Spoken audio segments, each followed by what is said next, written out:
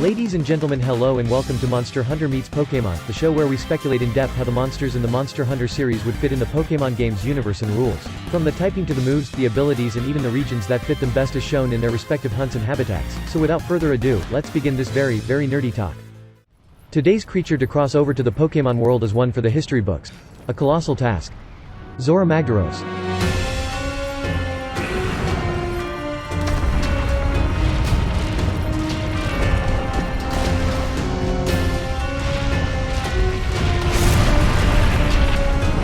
ZORAH MAGDAROS would be a legendary Pokémon present in many legends and folklore, and would most likely have been responsible for some catastrophes and conflicts with ancient civilizations.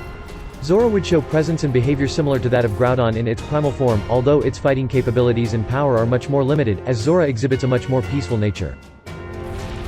Having a shell made of volcanic rock and producing temperatures able to keep steady streams of magma, its typing would undoubtedly be fire and rock. This creature is able to withstand all kinds of assaults, so a Mega Aggron-like defense stat and Wailord-like health pool would be mandatory. However, it is a very slow-moving and attacking creature, which is good for balancing its stats. ZORAH MAGDAROS has a very limited moveset, but some abilities have clear equivalents in Pokémon moves. For instance, its shell and its weakest parts will violently erupt when attacked.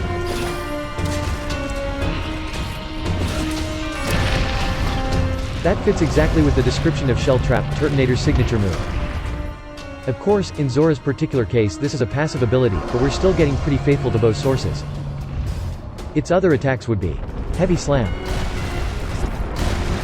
the power of which would be great due to its enormous weight, Head Smash,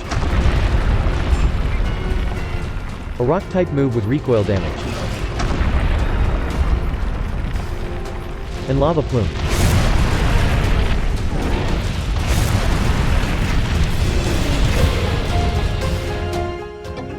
One of the abilities that would suit best ZORAH MAGDAROS would be Rock Head, which prevents recoil damage from moves such as the previously mentioned Head Smash, as ZORAH's fighting style is usually based on throwing its own body weight against the enemy.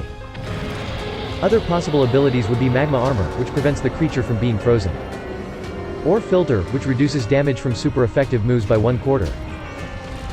My personal guess goes to give it Magma Armor as its more common ability and Rock Head as its hidden one.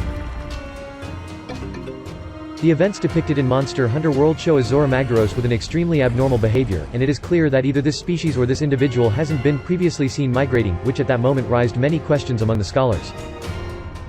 For this reason we know that this species' more common behavior is to inhabit very specific regions without ever traveling long distances. Apart from that, very little is known about this creature's preferred habitats, and we can only assume that it would be most comfortable in areas more close to its body temperature. We can speculate that some vast and warm locations that could serve as home to one of these behemoths could be Mount Chimney in Hoenn, Seafloor Cavern, also in Hoenn, the caverns of Stark Mountain, in Sinnoh, or the deepest valleys of the vast Pony Canyon, in Alola. But most probably finding a ZORAH MAGDAROS would be an extremely rare event.